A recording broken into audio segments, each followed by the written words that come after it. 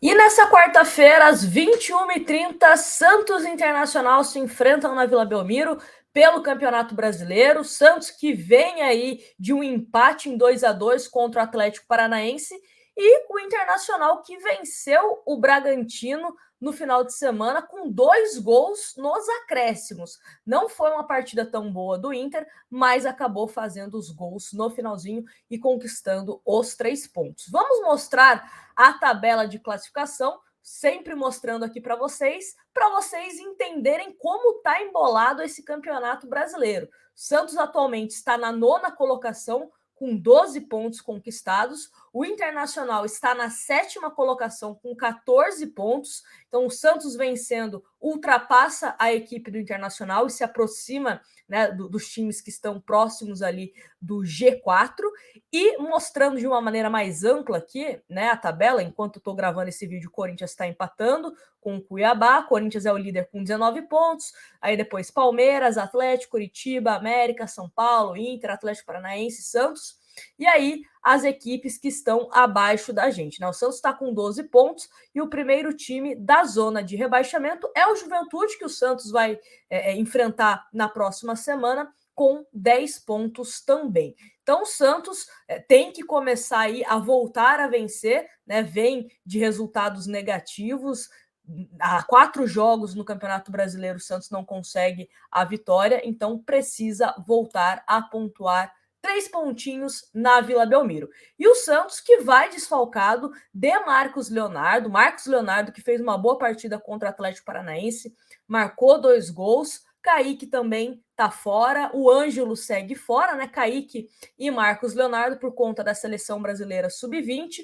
O Ângelo segue fazendo fortalecimento muscular. Agora temos um novo prazo, né? O Edu Dracena concedeu entrevista no começo da semana e disse que o Ângelo ainda fica uns 10 dias fora. Existe uma pequena chance do Ângelo ser relacionado para a partida contra o Atlético Mineiro, mas talvez o Ângelo volte mesmo na próxima semana, quando enfrenta Juventude ou Red Bull Bragantino. Então, dito isso, vamos ao provável time do Santos, que é o seguinte: João Paulo, Madison, que está de volta, cumpriu suspensão contra o Atlético Paranaense.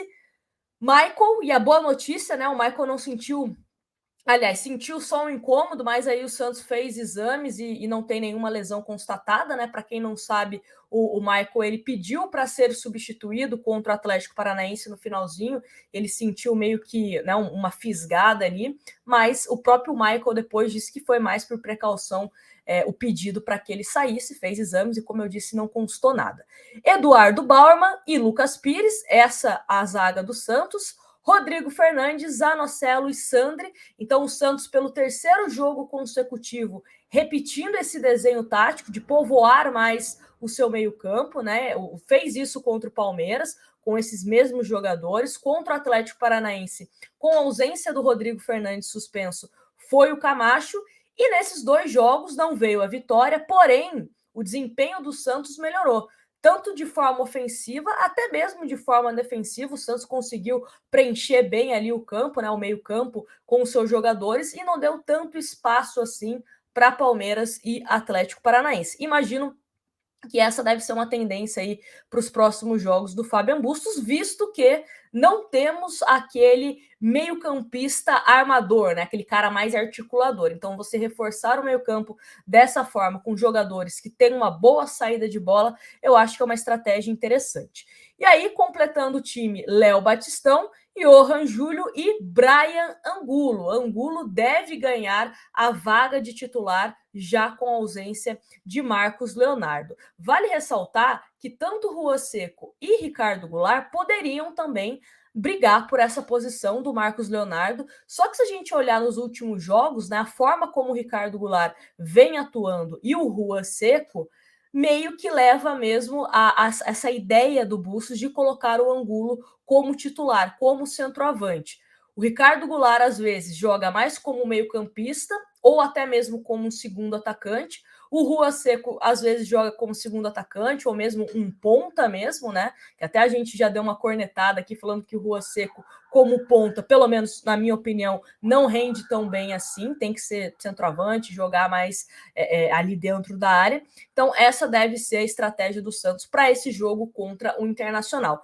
Internacional que deve ir a campo com Daniel Bustos, né, o lateral Bustos, não o nosso treinador, Vitão, Mercado e René, Dourado, Edenilson e Alan Patrick, Depena, Pedro Henrique e Alemão. Umas alterações aí no time do Inter, principalmente no seu ataque. O time do Internacional nos últimos jogos não vem desempenhando tão bem, né? Até curioso, a gente falando aqui, o Santos nos últimos jogos vem crescendo de desempenho, infelizmente a vitória não veio, mas o Internacional nos últimos jogos não está convencendo, a torcida dando aquela famosa cornetada. É um time que eu não vejo tanta criatividade assim, né? Não é um time tão inspirador assim, vamos colocar dessa forma. O Inter também vem de uma pequena crise, vamos colocar assim, né? Se tiver algum amigo colorado assistindo, pode me corrigir se eu estiver equivocada, mas tivemos aí recentemente aquela confusão se ia ter treino, se não teria ter treino por conta de salários de imagem e tal. Então não sei como que está o clima no Internacional, mas avalio que é um jogo que o Santos precisa vencer, principalmente porque está sem vencer aí algumas rodadas e o Campeonato Brasileiro está muito bem embolado. Uma vitória coloca o Santos perto do G4, uma derrota pode colocar o Santos próximo ali do Z4. Então o Santos tem que começar a abrir os olhos, né? Tem que começar a pontuar. Só jogar bem não adianta, é campeonato de pontos corridos, não quem joga mais bonito. Então o Santos tem que pontuar, e até porque o próximo jogo do Santos é contra o Atlético Mineiro, fora de casa, uma equipe que na minha avaliação, é um dos postulantes ao título, então o Santos tem que pontuar sim na Vila Belmiro. Ingressos já estão à venda, né? Há um tempinho já, ainda não esgotaram os ingressos, e a partida terá transmissão da Globo. Então, Globo, coloca ali na Globo a partir das 21h30, que vai passar Santos Internacional. E eu quero saber de você o palpite para essa partida, deixa aqui nos comentários, e depois do jogo, você já sabe, temos o nosso tradicional pós-jogo, a live onde a gente avalia se o Santos jogou bem, se o Santos jogou mal, mereceu o resultado, enfim. Então, já convido você para a nossa live pós-jogo. Grande abraço para vocês, não se esquece de se inscrever no canal, hein? Quero ver você por aqui em mais vídeos. Beijo e até a próxima.